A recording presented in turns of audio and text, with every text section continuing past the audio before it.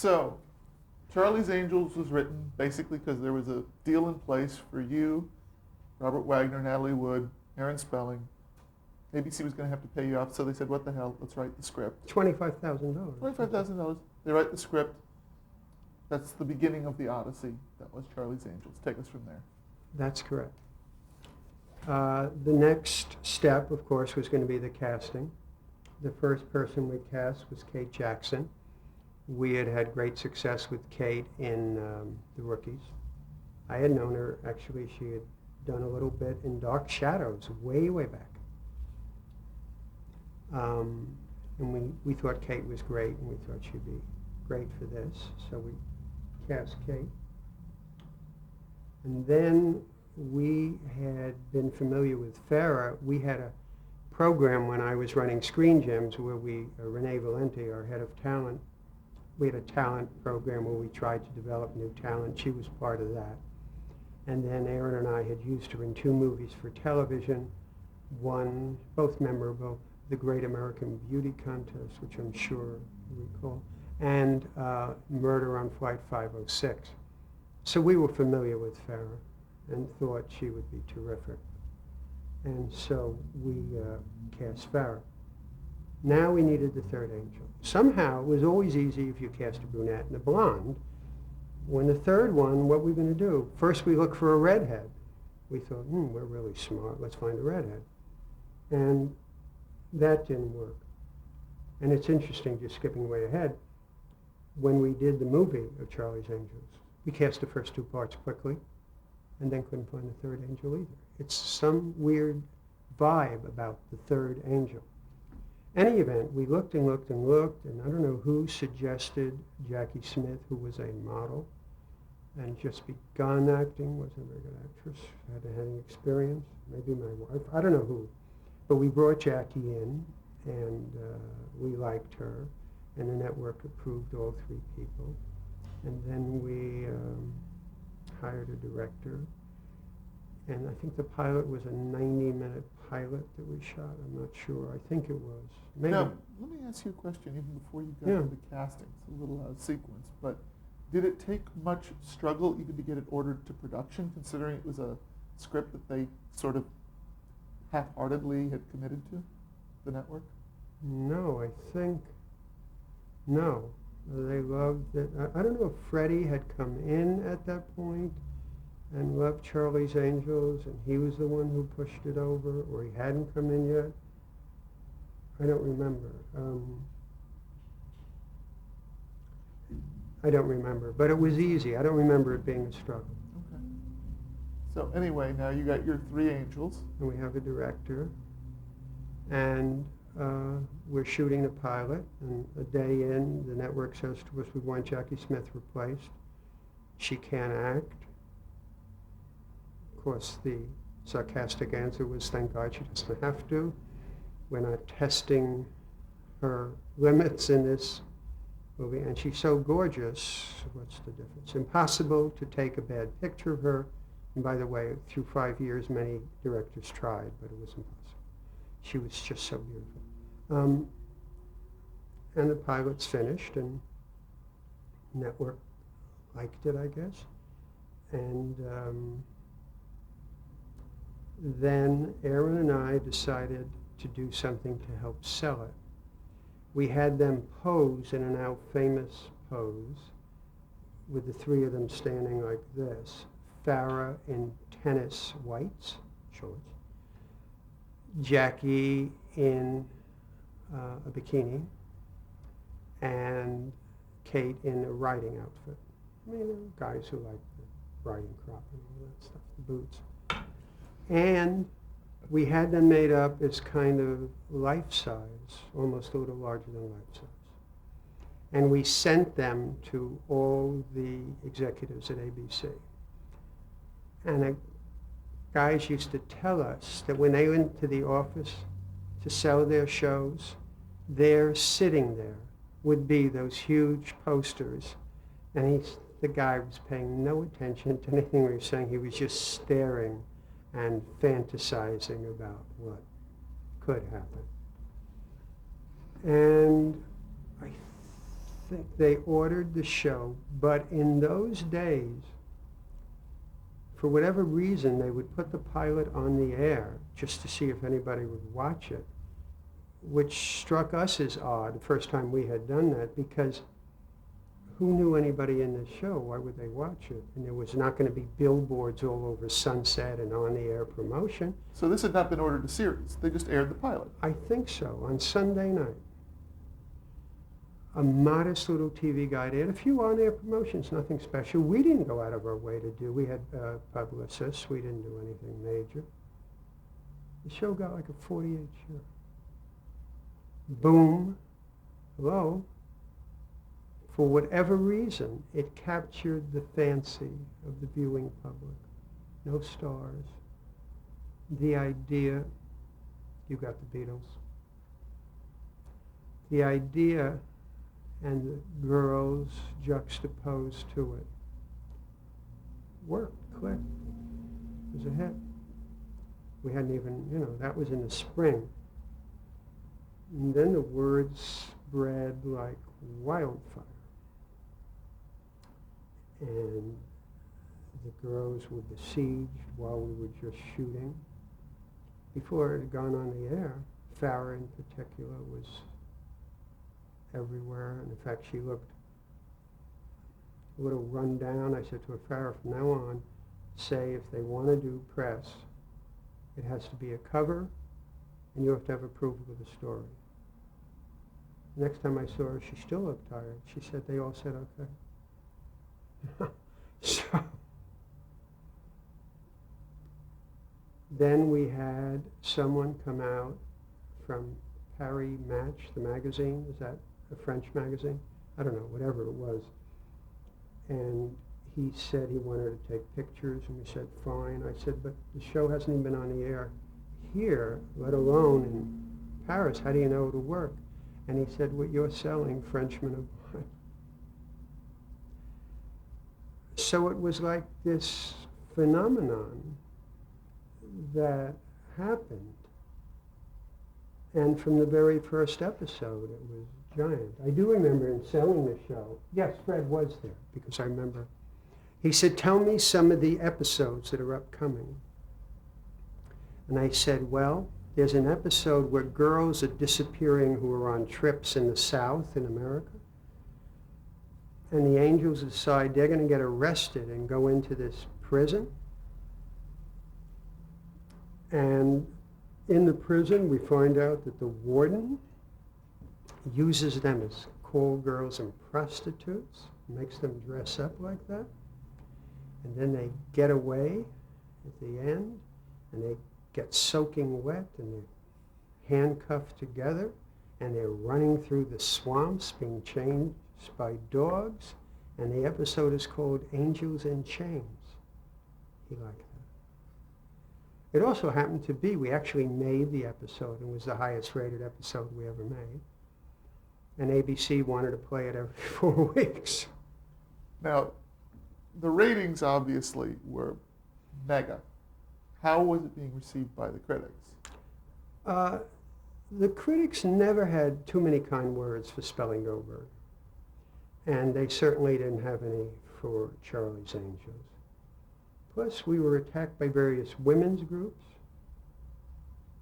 Even though these were the first women that had ever starred in an hour-long series in heretofore men's roles and doing all the things men used to do, for some reason we were exploiting women. Jiggle television. I mean, if you look back at the old shows now, you'd think they should be rated PG. I mean, there was nothing going on. But, yeah, we took a lot of heat from that, but we didn't care. Do you think the show sort of pioneered the whole jiggle television movement? I would say no, not to jiggle television. I don't, we never thought of jiggle television. We just thought we were doing an action-adventure show with 3 gorgeous girls. In fact, I remember when Charlie Bluedorn thought they were named after him, Charlie's Angels. He used to say to his guys, why don't we do movies like that? He said, I walk down the street And I never see anybody turn and look at an ugly girl. They turn and look at pretty girls. We should do movies like that. And then the first year of the show, Prince Charles made a visit to Hollywood. I don't know if you remember that. It was a very big deal. Yeah, vaguely. And Fox had its day for a lunch, and he came to lunch. And Aaron and I were invited to the lunch, and because we were on the lot. And his equerry, is that what you call it, the prince's man, something like that, came over during lunch and said, His Highness would like to know where the angels are. And we said, well, unfortunately, they're eating lunch as we shoot because we're way behind, as we always were. Oh, thank you. Toward the end of the meal, dessert is served, but not quite eaten. The equerry comes back, says, His Highness would like to visit the angels. He stands up. Of course, everyone stands up when he stands up, even though he hasn't eaten. He walks out, and everybody's staring, and comes with Aaron and I. We walk him over to the set, followed by about 75 photographers, the international press. And he goes inside and spends a few minutes talking to the girls, and then he was a good egg. He came out and put his arms around the girls and said to the press, now you know why they call them Charlie's Angels. And of course that went. When we did the first movie, we got a black tie premiere for the Prince's Trust. I remember that. Oh yeah, he remembered too. Now, did you have any issues with standards and practices over the show, over the wardrobe for the girls, any of that kind of stuff? A little bit. You know, and the girls had some issues. You know, they were very sensitive to the fact that they were reading all this stuff about themselves. And we understood it, you know. Could we not be in a bikini? Could we not do this? Could we not do that? We were sensitive to it and did the best we could while trying to retain the flavor of the show. You know, we weren't going to ruin the show, but we were sensitive to standards and practices and to the, most importantly, to the girls themselves, because they had to feel good about what they were doing. And they loved to shop, and they loved to buy clothes. And I remember Farrah came into my office one day. Farrah was an attractive woman, and she had on tight jeans and a sweater, and she had knee-high boots on. She said, what do you think? Because they're going to be the hottest item this fall. How do I look? You look all right, Farrah, you know. Maybe not in that light, but you look pretty good. She said, I'm so glad you like them, I bought a dozen pair. I mean, we had a wardrobe bill that, you know, could have been the economy of some third world countries. When the show was over and we went through the wardrobe, they found, amongst other things, a box. Kate loved to wear sweaters like this, black cashmere turtlenecks. They found a box of 12 black cashmere turtlenecks that had never been worn. But now I know where you get your wardrobe. Yes, actually, you see the little KJ written on here. That's very funny. You've uncovered me. Aaron has one too, though. So now, obviously, the show is an enormous success from go. Tell me at what point the disharmony, if it was that, among the cast began to have an effect on you, the producers and the production. Well, it never really at the first year had an effect on us. Kate always assumed that she would be the star of the show. She was the first one cast. She was an experienced actress, and she was a very good actress. She thought she would be the star of the show. Now Farrah explodes. Nobody planned to have Farrah explode. You never can. Those things just happen. Yeah, talk about how that happened with posters and everything. Well, the poster that she did by herself. We had nothing to do with the poster. Unfortunately, we did not share in the revenue. That was all Farrah and the poster company.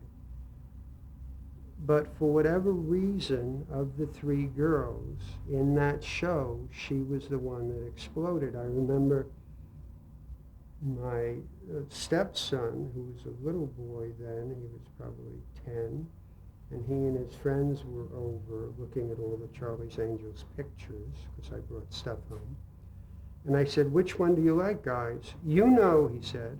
I said, no, Richard, I don't know really. Which girl you like the best? You know. I said, guys. And they went, Farrah. Now, you know, you don't know why that happens. It just happened. And when she exploded, Kate was a little upset by that because she felt that she had taken, you know, her place. Although no one had been given a place, all the parts were equal, nonetheless she felt that way. And so it was really shocking at the end of the first year when I was watching television one night and I heard on television that she was leaving the show. That's how I was notified. Now, why was she leaving the show, to the best of your understanding at that time? The best of my understanding at that time was that her husband, Lee Majors, wanted her around more, and she wasn't around very much, and she wanted a movie career. To the best of my understanding, that's just why she left. Wanted to leave. She was under contract. So you've got an enormous hit show, a huge breakout star in Farrah Fawcett as the executive producer. What do you do? Well, first you try and talk to her about it, and she wasn't having anything, and that was very difficult. Then Aaron and I proceeded to say, if you wanted to have a movie career, we went and got her the following. There was a movie at Paramount that was very good with Chevy Chase, who was going to be a big star. And they wanted her for the female part in a movie called Foul Play, which wound up being a huge hit with, I think, Goldie Hawn. It was, yeah. And we had nothing to do with it. We just arranged it with Paramount, and we said we would write her out of the first 4 shows or shut down for 4 weeks so she could do it. Then we went to Columbia, and we got Columbia to say that they would set up a deal with her production company, nothing to do with Aaron and I. And each year in her hiatus, she would get to shoot a movie that she developed so that she would like it. And they would start with $500,000 for the first movie, $750,000 for the second, $1 million for the third. And, you know, you're talking $1970. That's, nobody was getting that kind of money. For every year the show was on the air, she would have that deal. She rejected both. So clearly, it wasn't about movies, although she said it was. No one in Hollywood had a deal like this, including a Go picture the next month. But she rejected all of that, and so she left us no alternative but that we had to, and I told her, I said, Farrah, no one's gonna hire you. No one's gonna hire you because you're under contract, and if they hire you, we'll sue them for inducement to breach, and they won't hire you. And nobody did for a while. Finally, she got to do a little movie that was not an independent film with financing overseas, so we couldn't enjoy them. It was terrible. But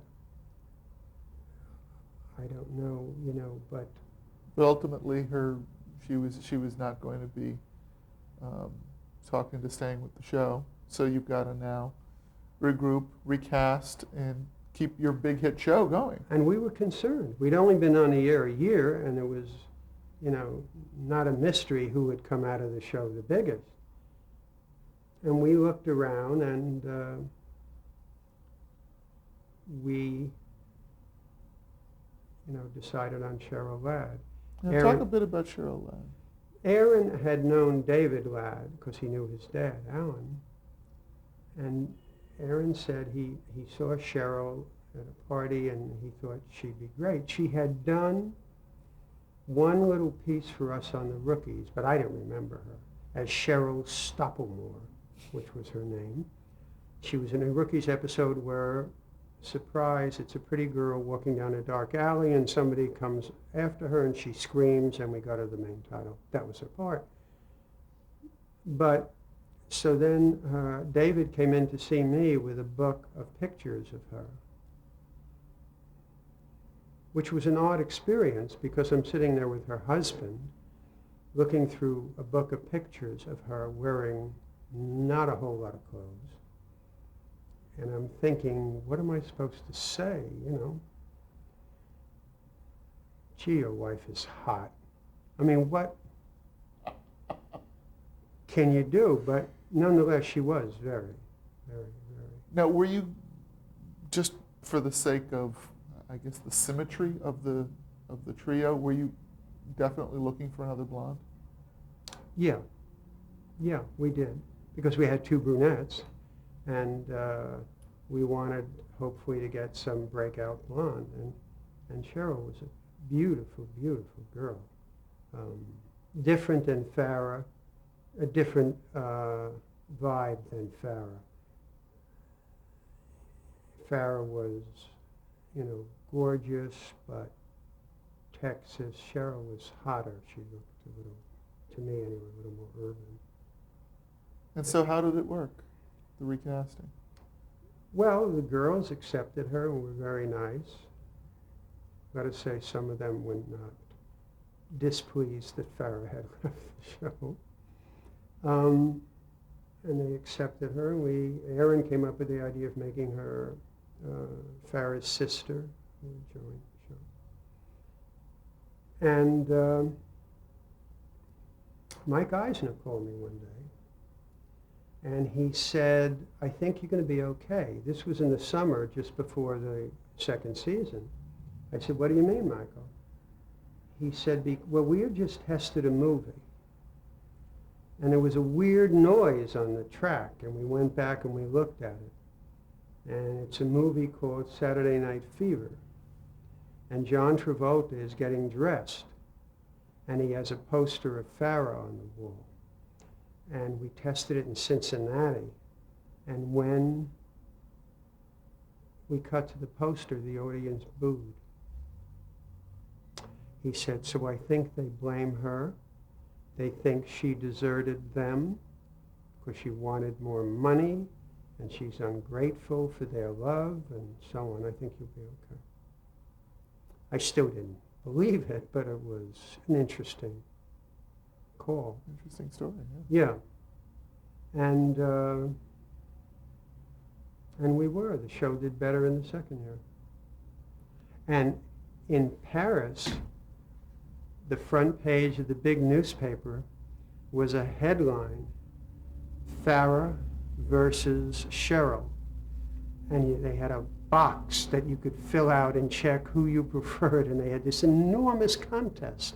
That's how big it was. Farrah versus Cheryl. Now, there would be cast changes again later in the course of the After series. the second year, second or third, Kate decided she wanted to leave. She came in and talked about it in plenty of time and said she thought she had done what she could do with the part, and would it be okay? And we said yeah. We let her out even though she was under contract. She came in a ladylike business fashion. I think it was after the second year, maybe the third, but I don't know. And we cast Shelley Hack. We thought we would get that cold Connecticut look. Beautiful girl, but that look. And so we cast Shelley, and now we had Shelley and Cheryl and Was it still Jackie Smith? Jackie. Yes, Jackie was a doll to the end and remains so to this day, which when we get into the movies, I'll tell you about that. But yeah, and so Shelley. Then Shelley didn't work out. I mean, it just didn't happen with the three girls. It wasn't going on. And so we replaced Shelley with, now I feel badly, I don't remember the woman's name. But she played Sheena, Queen of the Jungle, I know that. Oh, Dark-haired, very sexy. yeah, no, We'll have to cut to an insert here. yeah, no, I forget her name too. All right, I'm well, sorry. that's all right. I apologize for her. I mean, I'm sorry I don't remember her. And she did the last year. And then, why do you think the show went off the air? Do you think it was just the cumulative effect of the changes, or do you feel... I think it was the cumulative effect of the changes. We never moved it beyond what we started with. In other words, we didn't move it into anything else. You could have looked at an episode in the fourth year or fifth year, and it was the same as the episode of the first year. And so once the newness wears off, you know, we just didn't do a very good job of taking it forward. Plus, they moved the time period. It was a season in which ABC decided it was no longer good enough to be number one. They wanted to win every half hour on television, so they moved a lot of their shows around, including Charlie's Angels, including Fantasy Island, and did disservice to the shows, television being a habit medium. It's funny that programmers still haven't learned that moving a successful show around from time period to time period is a sure way to kill it. Yeah, I know. What were they thinking? By the way, Tanya Roberts. Thank you. You can go ahead and say it so it's on camera, like it occurred to you, and then we can cut it in. Ah, you know who the last angel was? No, who was it? Tanya Roberts. That's right. Sheena, Queen of the Jungle. A gorgeous young woman. Like how he did that? You were great. So now let's just talk about just buttoning up Charlie's Angels. How much time do we have? 2? 1? Oh. Just then, should we break?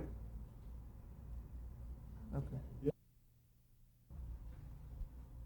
Well, I think we have so much television history yet to cover with you that we're going to have to pick up part 2 at a later date. So we're doing a sequel. We will do a sequel. I get much more for a sequel. Thank you very much. You're welcome.